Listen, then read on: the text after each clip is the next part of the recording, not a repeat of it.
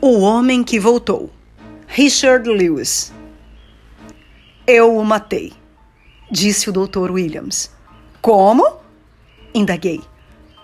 As palavras do doutor me deixaram sem respiração.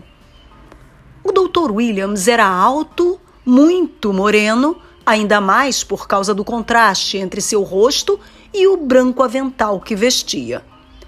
Parecia mais um morcego que o primeiro cirurgião da cidade. E tal semelhança se tornava ainda maior agora, ao vê-lo curvado sobre o corpo imóvel de Greg Stone, estendido em cima de uma mesa de operações. Sim, continuou Williams, movendo a cabeça com seus olhos pretos e fundos a me fixarem. Eu o matei, em nome da ciência. Por Deus! Exclamei. Isso é uma loucura? É um assassinato?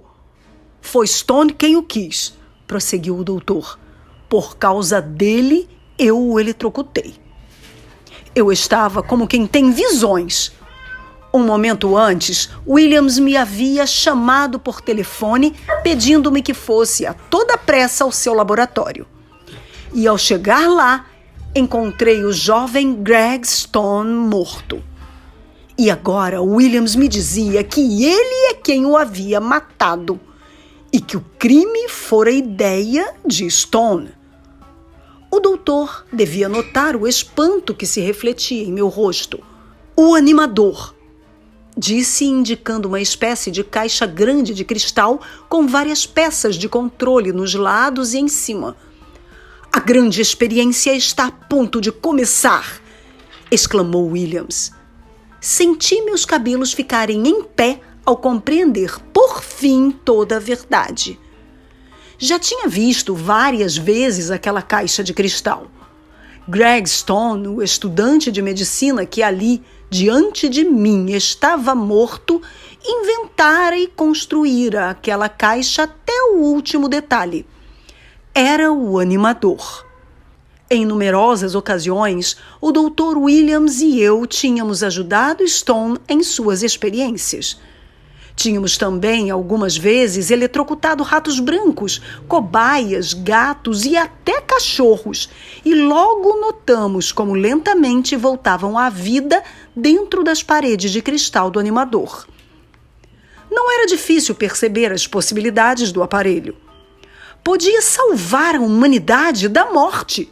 Com ele, e com os progressos realizados pela medicina e cirurgia modernas, nenhum ser humano devia morrer senão quando o desejasse.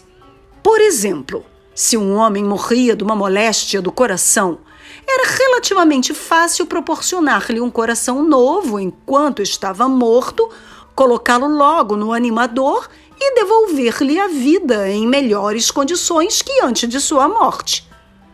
Teoricamente, pelo menos, pois ainda não se tinha feito a prova com nenhum ser humano. Só com bichos, mas... Olhei o rosto sereno de Stone. Era jovem. Ainda não tinha 25 anos e, embora estivesse amando, tinha aceito ser morto para poder demonstrar ao mundo que seu animador podia lhe devolver a vida depois da morte. Que é feito de Bessie? Perguntei. Bessie era noiva de Stone. O doutor aproximou-se da caixa de cristal e arranjou os últimos detalhes. Bessie está a caminho daqui? Respondeu-me por cima do ombro. Chegará esta tarde de avião. Stone queria que a experiência se realizasse antes que ela chegasse, pois desejava se encontrar em condições de se casar logo depois. Mas Bessie saberia esperar. Observei. Conhecia a noiva de Stone e sabia que era uma moça excelente e sensata, além de muito apaixonada por seu noivo. Você se esquece da impetuosidade da mocidade. Greg tinha ainda 2 anos a fazer para terminar seu curso médico. Depois disto, ainda teria que se fazer de interno num hospital e, por fim, os longos anos até obter uma clientela. Williams virou a cabeça e continuou. E para a mocidade e a namorada, 5 ou 6 anos significam uma eternidade. De qualquer modo, você não devia ter permitido que ele cometesse essa loucura, repliquei obstinado. Williams afastou um pouco sua atenção do trabalho para dedicá-la a mim. É verdade, reconheci. Mas suponho que já percebeu as consequências que isso pode ter para você se a experiência não der resultado. A polícia já foi informada. O sargento McKinley chegará dentro de um instante. Seus olhos negros me fixaram intensamente e ele continuou. E o que lhe faz dizer que a experiência pode não ter sucesso? Tinha uma resposta pronta. Porque agora se trata de um ser humano. O homem é diferente dos outros animais. O homem tem alma. Isso é muito discutível. Em nenhuma de minhas experiências cirúrgicas com o corpo humano tropecei com alguma coisa que... Uma forte batida na porta do laboratório interrompeu-o. Deve ser o sargento McKinley. Abra antes que ele faça em pedaços todos os cristais. Mas quem tinha batido não era o sargento McKinley, porém o guarda O'Neill, o mais bruto de todos os policiais do bairro. Logo que entrou no laboratório, seu olhar foi de mim para Williams e desse para o cadáver. O sargento me mandou aqui para investigar sobre um roubo, disse bruscamente O'Neill. Depois, sua fisionomia se endureceu ao notar que Greg Stone estava morto. Bom, resmungou. Quem é esse homem? Quem o matou? É Greg Stone, estudante de medicina, explicou Williams. E quem o matou fui eu. Como então? Você, hein? Bem, desde que lhe avise que tudo quanto diga poderá ser aproveitado contra o senhor. E agora o melhor é que me acompanhe à delegacia. O'Neill, disse eu, colocando a mão sobre o ombro do polícia. Trata-se de uma experiência científica. Stone morreu por sua própria vontade. O Dr. Williams e eu vamos tratar de devolver-lhe a vida. Ah, é? Exclamou O'Neill, voltando-se para mim. Então você é cúmplice dele, não? É melhor que venha também comigo à delegacia. O Dr. James nada tem a ver com isso, observou-lhe Williams. Chegou apenas uns minutos antes de você. Assumo toda a responsabilidade se Stone não estiver vivo dentro de um quarto de hora. Um homem morto é um homem morto e quem o matou é um assassino. Eu sabia que, sob o modo áspero do detetive O'Neill, havia uma natureza religiosa e devota, acrescida por uma ânsia compreensível de subir no departamento policial. Tratei de aproveitar estas duas características. Reflita um momento, O'Neill, disse. Dentro de um quarto de hora terá contribuído para o êxito de uma experiência científica. Terá ajudado a salvar uma vida humana. Já estou imaginando os cabeçalhos dos jornais. O detetive O'Neill ajuda a realizar um milagre científico. Por tal façanha, você chegará, pelo menos, a sargento. Bom, já que encara as coisas desse modo, é algo fora do comum. Sua fisionomia novamente se endureceu e ele continuou. Bom, dou-lhe um quarto de hora, nem mais um minuto. Se dentro desse tempo Stone continuar morto... Mas Williams e eu já tínhamos Greg Stone nos braços e o levávamos para a caixa de cristal. E se algum de vocês tentar alguma coisa, disse o policial, acariciando significativamente a coronha do revólver. Williams fez os preparativos necessários, ajustou a tampa de cristal até conseguir fechá-la hermeticamente. Em seguida, começou a mexer nos apetrechos de comando. Eu me inclinei, olhando através do cristal o rosto pálido do estudante. Ali estava um homem que jogava contra a morte por ambição e fama e por amor de uma mulher. Um amor tão grande merecia um prêmio. Mas haveria esse prêmio? Eu estava com medo, pois uma coisa continuava a me preocupar. A alma de Greg. O que estaria acontecendo a ela durante essa experiência? Podia voltar ao corpo depois de tê-lo abandonado? E nesse caso, Não se dissipariam as recordações que a alma tivesse guardado de sua aventura e para o resto da vida de Greg? Tinha a impressão de que o Dr. Williams ia tentar alguma coisa que correspondia a um poder muito maior, que ultrapassava os limites estabelecidos para a humanidade. Um ligeiro silvo me indicou que a urna de cristal estava se enchendo de oxeno, um gás que esquenta rapidamente as células e que Stone conseguira compor alguns meses antes. Observei que o peito do morto subia e descia ritmicamente, sob os impulsos do aparelho respirador ligado ao corpo. Sabia também que o coração era estimulado, ao mesmo tempo, por um circuito elétrico. Puxei meu relógio. Pelo que o doutor tinha me dito, Stone morrera havia uns 3/4 de hora. Dentro de outros 15 minutos... Stone jazia dentro do animador, com os olhos fechados e o peito se movendo regularmente. Esperava que de um momento para o outro abrisse sorridente as pálpebras. Os fundos olhos de Williams não deixaram de fixar um só instante o rosto do morto. O'Neill, de pé ao meu lado, coçava nervosamente o queixo. Os minutos se passavam. Novamente consultei o relógio. 14 minutos. Stone já deveria estar dando sinais de vida. Em nenhuma de nossas experiências tínhamos gasto mais de 10 minutos. Williams começou a empalidecer. Minúsculas gotas de suor cobriram sua testa. Era evidente que já se preocupava com o tempo que estava levando a experiência. O'Neill devia ter compreendido que alguma coisa não ia bem. Olhou para dentro da caixa por cima do meu ombro. "Continua morto", murmurou. "Talvez devesse fazer uma denúncia ou qualquer outra coisa." Fiquei com pena de O'Neill. Estava lutando entre seu sentimento de dever e o aspecto estranho daquele caso. Também fiquei com pena de Williams, depois de Bessie e de Stone.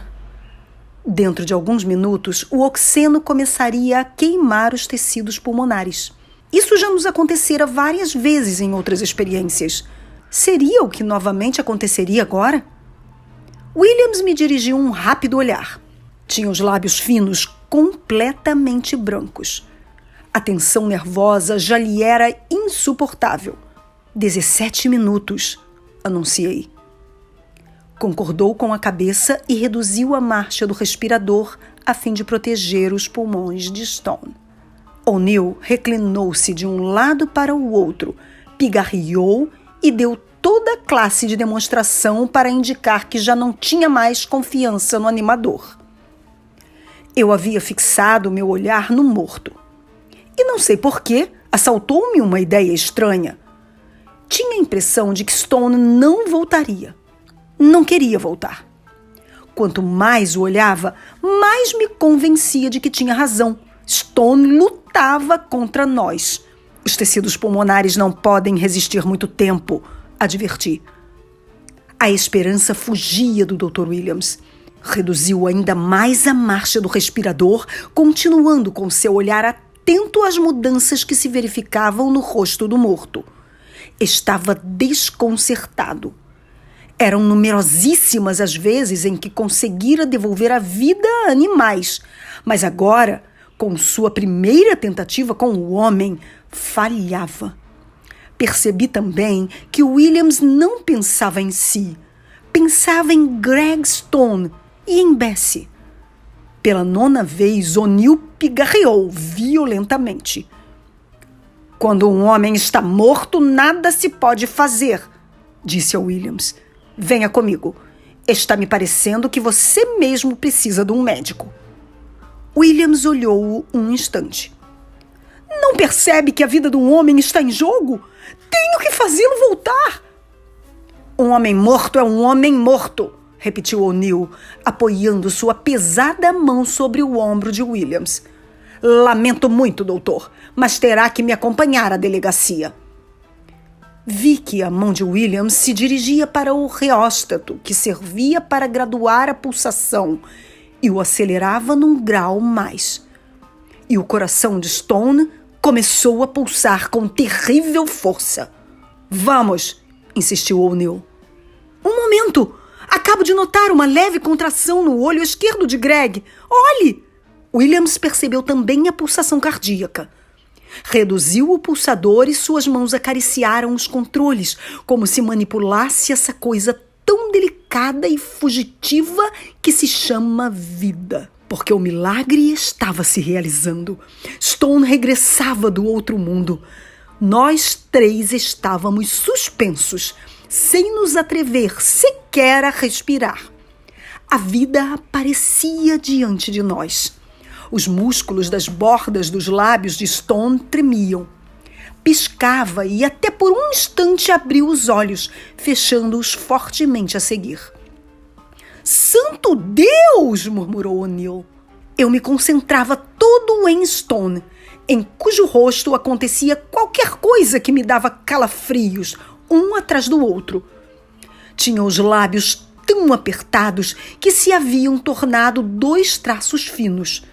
Continuava de olhos fechados, tal como quem tivesse bruscamente acordado de um sonho agradável e tratasse desesperadamente de retomar o fio partido. Contraiu as mandíbulas. Ficou intensamente roxo. Todos os músculos do corpo lhe tremiam. Stone lutava com todas as forças, mas não lutava pela vida. Lutava contra ela. Mas essa luta contra o animador criado pelo seu próprio gênio era inútil. Sob a hábil direção de Williams, o aparelho lhe devolvia a vida. Um violento tremor percorreu todo o corpo de Greg e seus olhos de repente se abriram. E lá, no fundo desses olhos, vi algo semelhante à loucura. Algo espantoso. Apertando um botão, Williams fez a tampa de cristal levantar-se. Greg Stone se sentou na urna e seu olhar percorreu o grupo formado por nós 3. Mexia os lábios como se tentasse falar sem poder. De um salto saiu da caixa e, dirigindo-se a nós, gritou: Loucos! Loucos! Tinha perdido momentaneamente a razão. Não podia haver dúvida sobre isso. Com os olhos dilatados pelo terror, cambaleava como um bêbado. Não queria voltar! Gritou. Não me compreendem? Não queria voltar! Fechou os olhos e botou a cabeça entre as mãos, ao mesmo tempo que soluçava convulsivamente. De nós foi O'Neill o primeiro a se acalmar. Aproximou-se do ressuscitado e tomou-o por um braço. Vamos, rapaz, vamos, disse. Acalme-se, tudo saiu bem e... Stone abriu os olhos. Viu diante de si um homem fardado, o revólver que O'Neill trazia ao cinto, e com a força da loucura livrou-se das mãos do polícia e com a velocidade de uma centelha apoderou-se da arma, projetando O'Neill ao mesmo tempo e num só empurrão para o outro extremo do laboratório. Em seguida nos apontou o revólver. Vou de novo para lá, anunciou Greg. Vou para lá, entendem-me? E dessa vez não poderão me fazer voltar. Pense no sucesso de seu invento. Era minha voz que tratava de se fazer ouvir. Era minha voz que tratava de se fazer ouvir. Pense em Bessie. Lembre-se, sua noiva logo chegará. Minhas palavras foram abafadas pelo disparar do revólver. Os cristais voaram em estilhaços pelo laboratório enquanto o animador era destruído por 5 balaços. Em seguida, o fumegante revólver que Stone empunhava se voltou rápido para sua própria cabeça. Depois de destruir toda a possibilidade de ser novamente ressuscitado, ia suicidar-se. Seus lábios pronunciaram em voz baixa: Volto para você. Mas não estava falando conosco, porém com alguma coisa ou alguém que não víamos. O'Neill se erguera e atravessou o laboratório feito um raio. Vi que chegaria tarde demais. O dedo indicador de Stone se contraía sobre o gatilho e mais alguma coisa havia. Alguma coisa que nenhum homem podia evitar. Percebi a súbita palidez que invadiu o rosto de Stone. Percebi a estranha expressão que substituiu a da loucura. E compreendi o que acontecia. O coração de Stone tinha deixado de bater. Então notei que havia um instante estava esperando que tal acontecesse. Até os bichos ressuscitados no animador tinham que ficar sossegados 2 dias depois da prova, a fim de dar tempo ao coração para repousar. O coração de Stone sofreu uma comoção enorme no animador. A luta que se seguira e a excitação o prejudicaram ainda mais, obrigando-o a ultrapassar seu ponto de resistência. Caiu no chão e o revólver pulou junto dele. O'Neill abaixou-se e examinou o estudante. Eu o matei, murmurou intensamente pálido. Aproximei-me do polícia e fiz com que se levantasse. Não, O'Neill, disse. Você não o matou. Estava morto já antes que chegasse junto dele. Seu coração. Ficamos todos sobressaltados ao ouvir a forte pancada na porta. Um momento depois, o Dr. Williams voltava com um telegrama nas mãos. É para Stone? Perguntei. Williams fez sinal que sim, abrindo-o. Olhei para o rosto de Greg. Era curiosa a paz que revelava. Parecia que estava afundando num sonho agradável. Não sei como. Não é possível explicar, mas de repente compreendi tudo. Ela? Perguntei a Williams, falando mais com os olhos que com a boca. Sim, respondeu Williams. Bessie morreu há 1 hora ao despedaçar-se contra uma montanha o avião em que viajava. Eu sou Andréa Lobão e você ouviu O Homem que Voltou, de Richard O. Lewis. Como você percebeu, é um conto muito mais sobre amor do que sobre terror. Agradeço pela sua audiência, volte sempre, até mais.